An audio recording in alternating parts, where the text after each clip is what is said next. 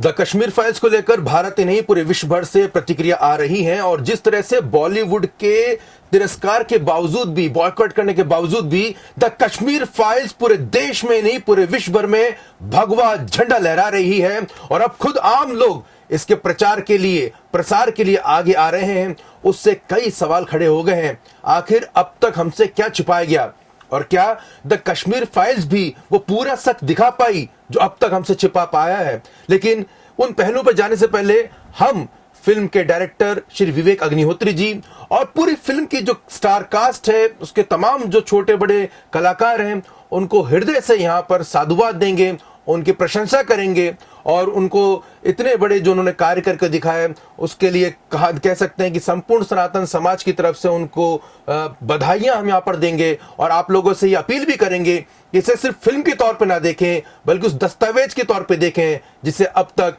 आपको छिपाया गया। और अगर इसे और ज्यादा समय तक छिपाया जाता रहा तो निश्चित तौर पर सनातन संस्कृति को सबसे बड़ा नुकसान आने वाले दिनों में हो सकता है। इन तमाम पहलू पर हम चर्चा करेंगे। बहुत ही खास मेहमान हमेशा की तरह मास्टर स्टूडियो में मौजूद हैं। हमारे साथ जाने माने चिंतक, विचारक और ज्योतिष आचार्य राजेश जी मौजूद है। आचार्य जी, आपका बहुत बहुत स्वागत है। धन्यवाद जी। आचार्य जी, राष्ट्रवाद को लेकर आप लगातार तमाम माध्यमों से जनता तक अपनी आवाज पहुंचाते रहे। ये पहली मर्तबा नहीं है, हमने देखा था इससे पहले भी आपने कोरोना काल में और उससे पहले भी। और अगर मैं अपने व्यक्तिगत अगर आप अनुभव आपके साथ साझा करूं तो करीब 1 दशक पुराना मैं आपको जानता हूं, तब से ही आप लगातार जो राष्ट्रवाद को लेकर प्रखर रहे हैं। द कश्मीर फाइल्स को लेकर आपकी टिप्पणी में पहले जानना चाहूंगा। इसमें सबसे पहले तो मैं भी इन सब एक्टर्सों को, प्रोड्यूसरों को, डायरेक्टर्सों को, सबको मैं भी बधाई देना चाहता हूँ कि कुछ बताने की आपने कोशिश की। और सही बात है, 3 घंटे में व्यक्ति क्या क्या बता सकता है। मैं तो आपसे ये भी उम्मीद रखूंगा कि इसका पार्ट 2, पार्ट 3, पार्ट 4, पार्ट 5 तक आए, क्योंकि मुझे लगता है 15 घंटे से कम में इस पटकथा को लिख पाना थोड़ा सा संभव नहीं दिखता है। और दूसरा, इस चलचित्र में जो भी दिखाया गया है निश्चित रूप से उन्हीं सत्य घटनाओं पर आधारित है जो हमसे छिपाया गया। क्योंकि मैं तो अध्ययन करता हूँ, मुझे पता है हर चीज़ का कि कहाँ कहाँ क्या क्या होता था। कई महिलाओं के साथ वहाँ मस्जिदों में रेप किया गया, हिंदुओं को बाकायदा वहाँ से भगाया गया। तो ऐसी बहुत सी चीज़ें हैं। हिंदुओं शब्द में राष्ट्रीयता की बात कर रहा हूँ या पंडितों की बात नहीं कर रहा हूँ। ये पंडित शब्द भी पत्रकारों के द्वारा दिया गया शब्द है, जो उस समय के सेकुलर पत्रकार माने जाते थे और उनके उसमें खबरें आती थी। और उसके लिए उन्होंने तैयारी भी वैसी ही की थी कि खाली पंडित मारे जा रहे हैं, वहाँ से पंडित भगाए जा रहे हैं। और उससे पहले जो बहुत सारे काम सरकारों ने मिलकर किए हैं। माननीय वीपी सिंह जी उसमें प्रधानमंत्री हुआ करते थे। एक उन्होंने मंडल कमंडल का एक विवाद खड़ा किया, उस पर हरिजनों को और सवर्णों को पहले लड़ाया गया। वो सवर्णों में हरिजनों पर अत्याचार किसने किए? पंडितों ने किए। इस तरह की बातें उठाई गई। उसके बाद फिर ये प्रोपेगेंडा खड़ा किया गया कि पंडित ही वहाँ पर सबसे ज़्यादा मारे जा रहे हैं, जबकि पूरा हिंदू वहाँ से भगाया गया। कि पंडित अकेला नहीं भगाया गया है, लेकिन प्रचारित सिर्फ पंडित को किया गया है। तो निश्चित रूप से इस फिल्म में जो भी घटनाएं बताई गई, 20-21 लोगों को इकट्ठा पंडितों को लाया गया और उसको भट्ट के द्वारा मारा गया, तो यह भी है कि बिल्कुल सत्य घटना है। अधिकारियों को, सेना के अधिकारी को जो मारा, मजिस्ट्रेट की हत्या हुई, ये सब सत्य घटनाओं पर आधारित है। तो निश्चित रूप से आपने जो इस फिल्म में दिखाने का प्रयास किया, प्रयास आपका सराहनीय रहा। परंतु अभी यह बात यही समाप्त नहीं होनी चाहिए, ये मैं आपसे कहना चाहता हूँ। बिल्कुल आचार्य जी, बहुत महत्वपूर्ण बात आपने यहाँ पे कही है। तो आचार्य जी, आपको लगता है कि इसमें कई ऐसी और बातें हैं जिसे और बेहतर तरीके से समझने की जरूरत है? कि आपको लगता है कि कश्मीर में जो हुआ है वो इकलौता एक ऐसा इंसिडेंट था जो कि भारतीय हिंदुओं के खिलाफ इतना बड़ा नरसंहार हुआ था?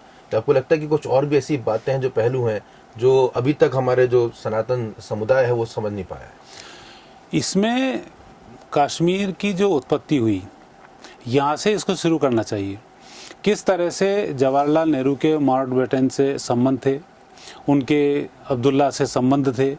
ऐसे कौन से कारण थे कि एक हरि सिंह जो वहाँ का राजा हो, उस राजा को वहाँ से भगा दिया जाए? ये तो दुनिया के इतिहास में पहली घटना है कि राजाओं को वहाँ से भगाया गया और उसकी पूरी जगह को छीना गया। और इसके बाद एक अलग सत्ता बनाई गई। और उस सत्ता में भी ये हुआ था कि जब पहली बार वहाँ पर चुनाव हुए थे उस असेंबली में, तो शेख अब्दुल्ला ने सारी व्यवस्था 75 सीटों में से लगभग मुझे ध्यान है 60 सीटों के आसपास जो हिंदुओं के नामांकन थे और जीत रहे थे, उन नामांकनों को में कुछ चेंजेस करके निरस्त कर दिए गए, निर्विरोध निर्वाचित 60 हुए और बाकी लोग जीत कर आए। और जब 71 उनके लगभग विधायक हो गए थे तब उन्होंने इस तरीके की कश्मीर को हम अलग बनाएंगे, फिर नेहरू के दिमाग पर उन्होंने इस तरीके का असर डाला। तब नेहरू जी को समझ में आया कि मामला क्या हो रहा है। इसके बाद जो घटनाएं घटी वह भी घटती नहीं, लेकिन इन सबके पीछे अकेले कश्मीर कारण नहीं है। आपको यदि इतिहास पढ़ना है तो इन मुगलों का पूरा इतिहास पढ़ना पड़ेगा, 1400 साल पूरे देखने पड़ेंगे। अंग्रेजों ने भारत को कैसे निपटाया वो देखना पड़ेगा, और भारत के लोगों में किस प्रकार से खाई खोदी गई। मैं चैलेंज के साथ आपसे कह सकता हूँ कि हिंदू का दुश्मन कभी नहीं रहा। उस समय किसी पंडित ने किसी हरिजन पर अत्याचार नहीं किए हैं। आज भी जब गांव में शादी होती है तो वहाँ हरिजन के लिए एक अलग साड़ी आती है, उन लोगों की पहले व्यवस्थाएं होती हैं। हमारे नाई वगैरह, जो एक शब्द उच्चारण इसलिए कर रहा हूँ कि वो ज़रूरी है उनका उल्लेख करना, उनके अपने वस्त्र आते हैं और उसके बाद घर का कार्यक्रम शुरू होता है। मतलब हमें हर शादी के प्रोग्राम में इन सबको सबसे पहले बुलाया जाता है, सबसे पहले उनको नेक दिया जाता है और हम पे शादी करते हैं। जब हमारे यहाँ ऐसी प्रथा चल रही है, बहू बेटियों की प्रथा होती है, हम उनको रानी के रूप में मानते हैं, बहनों के रूप में मानते हैं और कई रिश्ते भी हमारे बीच में रहे, तो ऐसी खाई कहाँ पैदा हुई? ये पैदा नहीं हुई है, ये खाई पैदा कराई गई है।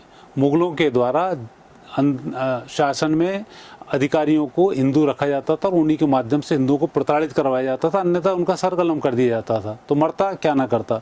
ऐसी स्थिति करते करते नेगेटिव स्थिति पैदा की हैं। तो उन सब चीज़ों को यदि आप देखेंगे तो पहले आप भारत के भौगोलिक सीमाओं को अध्ययन करें, भारत के जो 12 विभाजन हुए उनका आप अध्ययन करें। हर विभाजन मुस्लिम राष्ट्र ही क्यों बना, आपको ये भी सोचना होगा। उस जगह से उस पॉपुलेशन को बढ़ाया जाता था, हिंदुओं को मार के वहाँ से भगाया जाता था और फिर एक राष्ट्र को घोषित कर दिया जाता था। वही कश्मीर में होने वाला था। इसमें फिल्म के अंदर डायलॉग भी आखिर में जो कृष्णा पंडित जो किरदार है आचार्य जी, वो बकायदा बताते हैं कि कश्मीर में पहले 90% ज्यादा जो है वो हिंदू ही रहते थे, लेकिन वहां पर शरणार्थी के तौर पर कुछ इस्लामिक जो थे, और उसमें साफ तौर पे बोला गया है कि जो सैयद रहते थे और जो पीर रहते थे, फकीर रहते थे, सूफी रहते थे, वो वहां पर पहले आए और उन्होंने शरण मांगी और उन्होंने सहजता से उनको शरण दी और उसके बाद से वहां पर पूरा का पूरा ट्रांसफॉर्मेशन और षड्यंत्र जो है वो चालू हुआ। इस बात को फिल्म ने खुलकर साफ तौर पर कहा है। और जो ये जो नैरेटिव ड्रॉ कर दिया जाता है कि कश्मीर तो हमेशा से ही वहां पे मुस्लिम बाहुल्य था, राजा हिंदू था, जनता जो है वहां की जो हिंदू थी, ये भी एक नैरेटिव है। असल में कश्मीर जो क्षेत्र था, जैसे कि आपने बताया कि कश्यप मुनि की धरती रही है, तो जाहिर सी बात है जिसका हजारों साल पुराना इतिहास है, तो 1400 साल पहले जो मत और मजहब जो अस्तित्व में आया, उसके धर्मावलंबी वहां पे कैसे हो सकते हैं?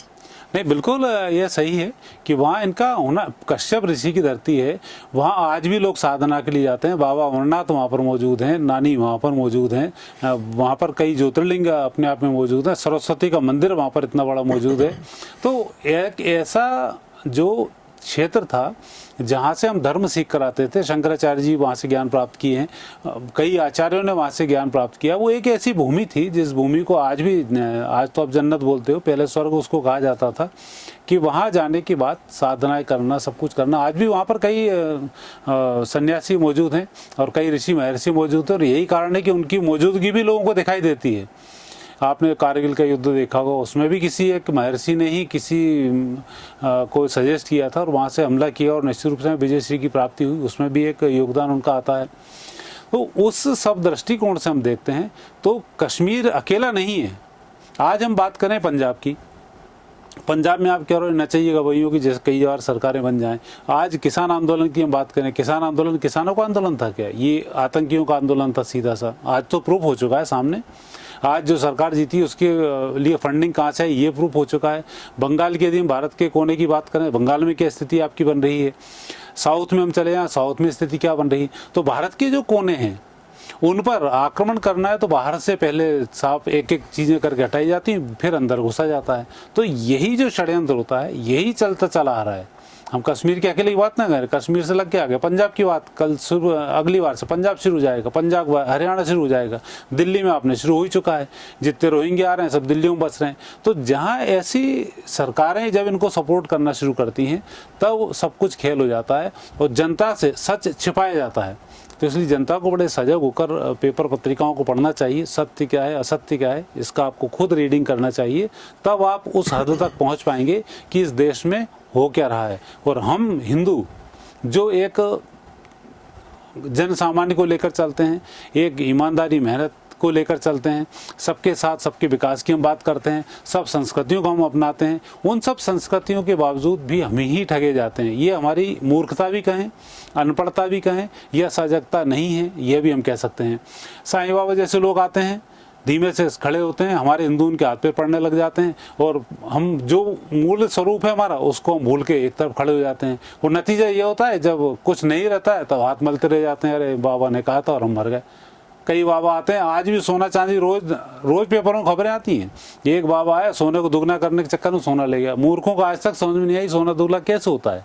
तो आप ऐसी स्थिति में जी रहे हैं तो निश्चित रूप से दुर्भाग्यपूर्ण है, सजग रहना चाहिए। आचार्य जी, इसमें एक बहुत ही फिल्म में कहा जा सकता है कि बहुत ही खुलकर और बहुत ही से मैं तो कहूँगा कि डेयरिंग, क्योंकि मौजूदा परिस्थितियों में हालांकि सच दिखाना और जहाँ तक हिंदू देवी देवताओं का मजाक जिस तरह से उड़ाया जाता है उसे डेयरिंग कहा जाना चाहिए। बहुसंख्यक समाज के सामने हिंदू देवी देवताओं का मखौल उड़ाया जाता है, उनको बेइज्जत किया जाता है, अपमानित किया जाता है, तो उसके लिए तो डेयरिंग शब्द का इस्तेमाल किया जाता है। लेकिन फिर भी जो मौजूदा परिस्थिति रही और जो सिस्टम हमारा आज़ादी के बाद से जो डेवलप किया गया है और जो हमें ठूस कर जो हमको जबरदस्ती जो समझाने की कोशिश की गई है, नया नैरेटिव किया गया, इस फिल्म में एक बहुत ही महत्वपूर्ण एक सीन आता है जिसके अंदर एक मौलाना जो है वो कृष्णा पंडित जो कि हीरो रहते हैं फिल्म के, उनकी माता जी को जिनके पति की हत्या कर दी जाती है, उसको कहते हैं कि अगर तुम्हें संरक्षण चाहिए तो तुम, बुजुर्ग रहता मौलवी, तो बोलते हैं आप हमसे निगाह फरमा लें और आपका सुरक्षा भी मिल जाएगी। और बहुत ही मतलब उसके जो हाव भाव थे वो बताने योग्य नहीं है। लेकिन ये पहली मर्तबा है, ऐसा बहुत कम होता है, क्योंकि हमेशा हवस का पंडित या हवस का पुजारी इस तरह की फिल्में भी बनी, इस तरह के टाइटल बनी है, लेकिन हवस का मौलाना, वासना का मौलाना, इस तरह के टाइटल कभी उपयोग में नहीं लाए। और जबकि इनके धर्म ग्रंथों में लिखा हुआ है कि आप हिंदुओं की लड़कियों, काफिरों की महिलाओं को उठा लाएं, उनके साथ रेप करें, जितना वो तड़पेगी अल्लाह आप पर उतनी रहम बरपाएगा और आपको स्वर्ग में इतनी इतनी अप्सराओं की प्राप्ति होगी, उनके उसमें लिखा हुआ है। और यही कारण है कि सबसे पहले महिलाओं को पकड़ते हैं, रेप करते हैं, उस तरीके से उनके साथ अत्याचार करते हैं। तो ये आपको जानना चाहिए कि इस धर्म के ग्रंथों में क्या लिखा हुआ है। आज आप देखते हैं हमारे धर्म में यदि कोई व्यक्ति पढ़ना शुरू करता है तो ऋषि हो जाता है, महर्षि हो जाता है, सबके लिए सब कुछ सोचना शुरू कर देता है। मतलब एक धर्म की पराकाष्ठा है अहम ब्रह्मास्मि। हम जब धर्म पर चलना शुरू करते हैं तो अपने आप को ब्रह्म तक ले जाते हैं और एक हमारे अंदर की आचरण सब बदल जाते हैं, भगवत सत्ता में प्राप्त होती है, लोगों का हमें सम्मान प्राप्त होना शुरू हो जाता है और हम लोगों के लिए एक समता का भाव पैदा कर लेते हैं। वहीं उनके धर्म ग्रंथ में यदि अध्ययन करेंगे तो जितना अध्ययन करेंगे उतना ही बड़ा आतंकवादी वहाँ पैदा होगा। तो जितनी वो ज़्यादा से ज़्यादा पूजन पाठ उनकी करेगा उतना ही बड़ा आतंकवादी वहाँ पर हो जाएगा। तो ये कैसा धर्म है? आप किसी व्यक्ति को मार ठोक कर उसको उसकी समस्या, उसकी जो परेशानी, उनका फ़ायदा उठाकर कन्वर्सन कर रहे हैं। आपके धर्म में इतनी दम है तो आप सीधा सीधा उस धर्म को फैलाना शुरू कीजिए, लोग आपको स्वीकार करेंगे। लेकिन आपकी उस ग्रंथों में कुछ नहीं लिखा हुआ है जिनकी आप बात कर रहे हैं। संत रविदास जी ने तो साफ साफ बोल दिया, तो मार दे कुछ भी कर दे, इतने अच्छे धर्म को छोड़कर मैं यहाँ कुरान पढ़ने नहीं आऊंगा। रविदास जी का आप उसमें पढ़ लें। अच्छा जी, उस दौर को भी याद करिए क्योंकि आप इसमें बहुत अच्छे प्रकाश डाल पाएंगे। जब दूरदर्शन पे बकायदा सीरियल बना करते थे, ये ज्यादा समय पहले की बात नहीं बता रहा, मैं 20 साल पहले की बात कर रहा हूँ। उस समय दूरदर्शन पे सीरियल बना करते थे, कई टीवी चैनल्स जो थे उसमें भी दिखाया करते थे कि साहब हम कितने जो है साइंटिफिक है, और उसमें कसौटी पे कैसे जाते था सिर्फ सनातन हिंदू धर्म, उसमें किसी और मजहब या मत या संप्रदाय के किसी भी मान्यताओं को कसौटी पे नहीं कसा जाता था। और सिर्फ अगर गाय जो है वो नंदी बाबा जो दूधपुर है तो ये साइंटिफिक की नॉन साइंटिफिक है, ये आस्था है या खिलवाड़ है, तो ये अंधविश्वास है। लेकिन यही चीज कभी भी हलाला को लेकर, बुर्का प्रथा को लेकर या बाइबल के किसी प्रचलन को लेकर या मतलब किस तरह से पानी में ऐसे डुबोकर अगर किसी को क्या दूसरे धर्म से ईसाई धर्म में तब्दील किया जा सकता है, इन तमाम ऐसे पहलू हैं जिस पे चर्चा की जा सकती थी। अगर सनातन धर्म पे करना है, बिल्कुल करना चाहिए, ये हमारी डेमोक्रेटिक सोसाइटी है, लेकिन उसी के साथ साथ दूसरे मजहब, मत या संप्रदाय पर क्यों नहीं चर्चा की जाती थी, और आस्था और अंधविश्वास का पैमाना सिर्फ और सिर्फ सनातन धर्म को कसौटी पे कसना ही क्यों किया गया, ये भी बड़ा षड्यंत्र था। नहीं, ये षड्यंत्र तो देखो, ये हम हिंदुओं की बहुत बड़ी नाकामयाबी, मूर्खता, धूर्तता, ये सब हम कह सकते हैं कि जो सब किया हिंदुओं ने ही किया है। लालच। आप अपने नेताओं को ही नहीं पहचान पाए। जवाहरलाल नेहरू को पहचानने में आपको कितने साल लग गए? आज आपको समझ में आ रहा है वो चाचा नहीं चचा थे, जबकि आपको पहले पहचान जाना था। उन्होंने ही पूरा सारा आधे से ज़्यादा सत्यानाश तो उस समय ही कर दिया था जबकि वो प्रधानमंत्री बने रहे और हम उनको वोट देते रहे। फिर उनकी बेटी आई, उन्होंने शादी कर ली, मुसलमान से बच्चे पैदा हो गए, हिंदू और उनके नाती पैदा हो गए पंडित। पर ये एक कौन सी, आप हिंदुओं को यही समझ में नहीं आया कि हम कहाँ खेल रहे हैं। आज हम बात करें, कश्मीर से पंडितों को भगाया गया है। आज उत्तर प्रदेश के पंडित खड़े हुए योगी के खिलाफ में। आपको ये भी देखना चाहिए कि कौन आपका कौन नहीं है। अखिलेश के साथ आज आपने देखा मुस्लिम कितने खड़े हुए हैं। हम जब सिंगस्त करने जा रहे हैं वहाँ पर एक आजम खान उसका अध्यक्ष बना बैठा हुआ है। मध्य प्रदेश में 1.5 साल की सरकार आई, उसमें एक मुस्लिम को हमारे यहाँ इतने बड़े संस्था का जो सलकनपुर देवी का ट्रस्टी बना दिया गया। ऐसी क्या आवश्यकता पड़ गई थी? हिंदू मर गए थे जो वहाँ से एक दूसरे धर्म को, विधर्मी को उठाकर यहाँ पे लाया जाए और उसको बनाया जाए सिर्फ हिंदुओं को छेड़ने के लिए, और आप वहाँ वोट देने चले जाते हैं। ये आपको कण कण में सोचना होगा। एक पूर्व मुख्यमंत्री हमेशा ही जब भी बात करेंगे तब हिंदू धर्म के खिलाफ ही बात करेंगे और खुद को बहुत बड़ा धर्माचार्य बनाएंगे। मेरे घर में राम बैठे हुए हैं, सीता मेरे घर में बैठी हुई, रोज मेरा भोजन करती है, रोज उनके अखंड प्रवचन प्राप्त होते हैं। ऐसे लोगों को आप समझें, समझने के बाद आपके वोट की शक्ति, क्योंकि आप में हाथ पैरों में दम आपके है नहीं। दम होती तो आप कश्मीर से नहीं भागे जाते। डरपोक नंबर 1 हो, भागने में नंबर 1 हो, तो ये आपको स्वीकार करना चाहिए। तो जब भागने में नंबर 1 और डरपोक नंबर 1 हो तो ऐसे व्यक्ति को सत्ता पे बिठा दो जिसके थ्रू आप सुरक्षित रह सको।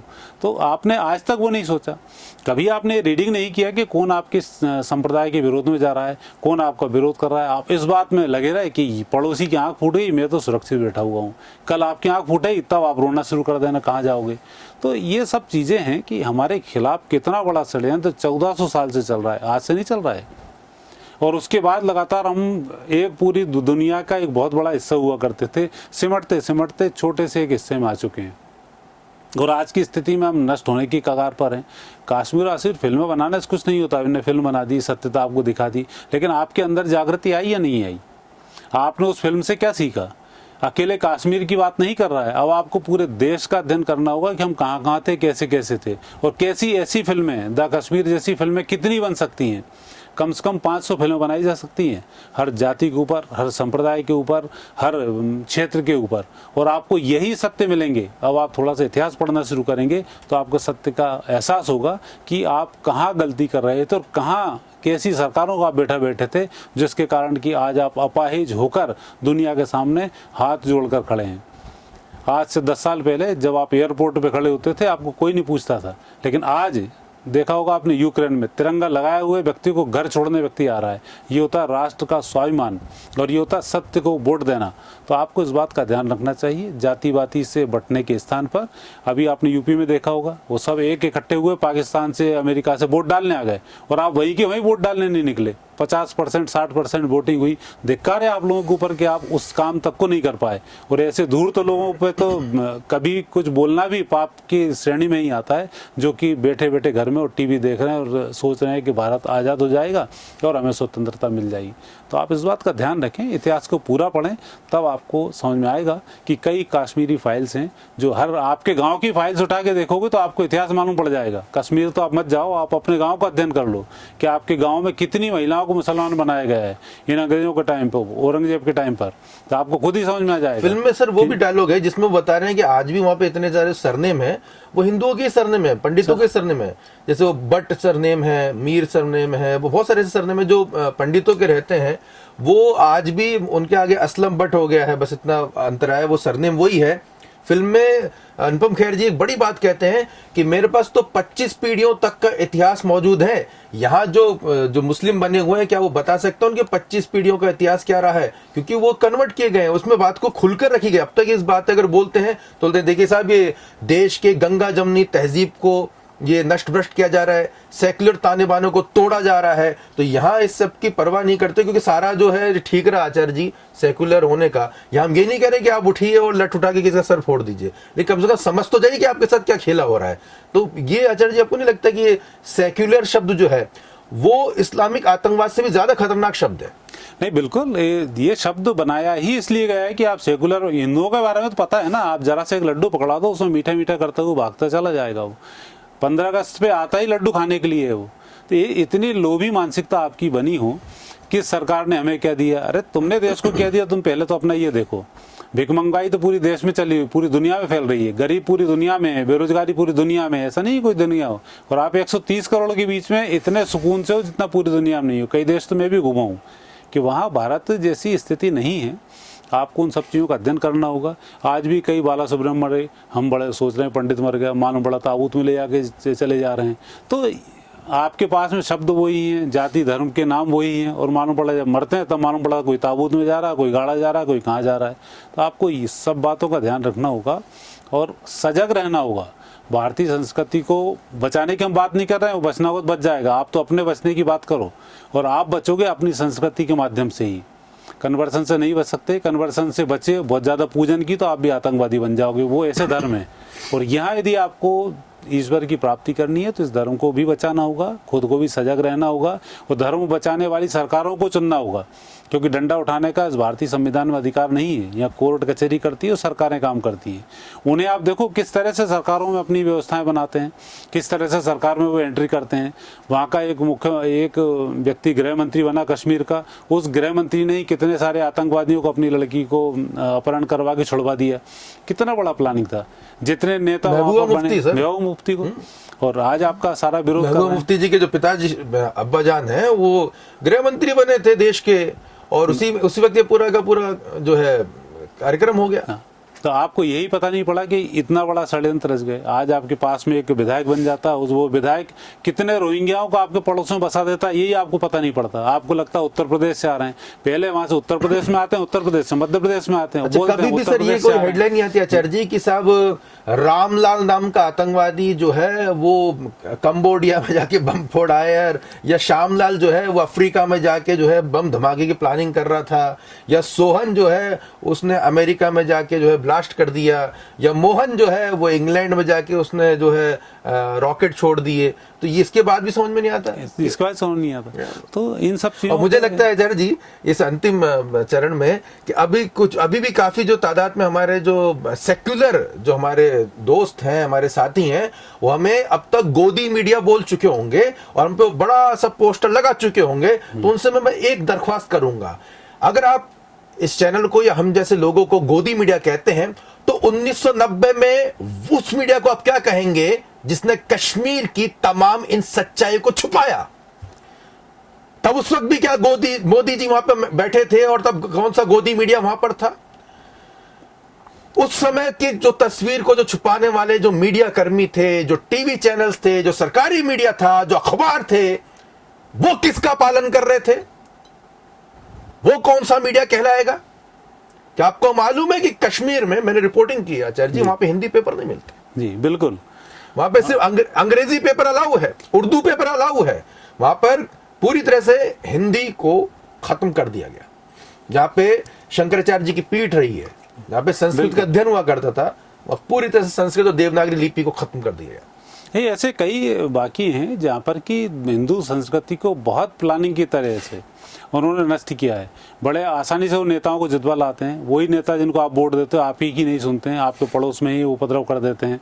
पड़ोस में एक मोहल्ला होगा, वहाँ पर सारे रोज़ साफ सफाई होती है और आप वोट दे रहे हो और आपके यहाँ कुछ नहीं होता है। टैक्स आप देते हो, वो नकली झुग्गियों में रहते हैं, 3-3 मंजिल मकान बना लेते हैं, गाड़ियों में घूमते रहते हैं, कुछ नहीं होता है। तो ये सब चीज़ों का आपको बहुत अध्ययन करना होगा। तो ऐसी कई कश्मीर फाइल्स बनेगी।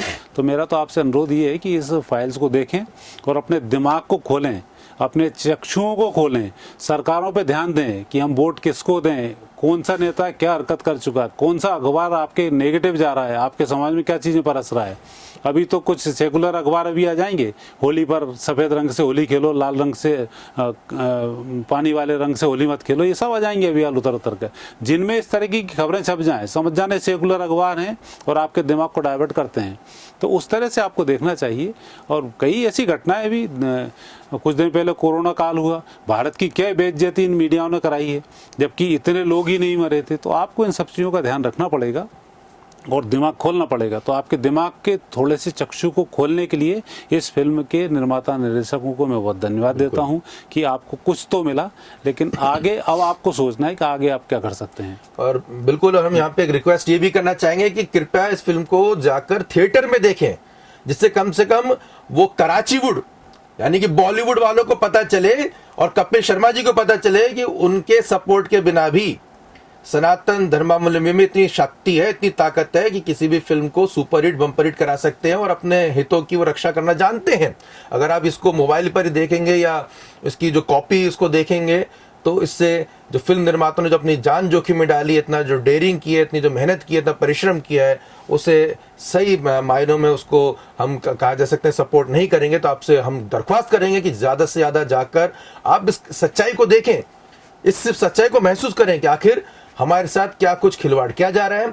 आने वाले एपिसोड में हम इसी तरह के, मैं इसमें एक आपसे और रिक्वेस्ट करना चाहूँगा कि कपिल शर्मा शो को पंडित तो देखें ही ना, क्योंकि आप पंडितों के खिलाफ इतनी बड़ी फिल्म बनाई गई है। कपिल शर्मा स्वयं पंडित, कपिल शर्मा खुद पंडित है, ये पंडितों का ही हत्यारा है। आपको यदि पंडित आप हो तो आपको इस बात का ध्यान रखना चाहिए कि आपकी इन हत्याओं में ऐसे कपिल शर्मा का बहुत योगदान है जो इस तरीके की हरकतें करते हैं। तो निश्चित रूप से आप इसका विरोध करें और घर में तो आप देखना ही बंद करें।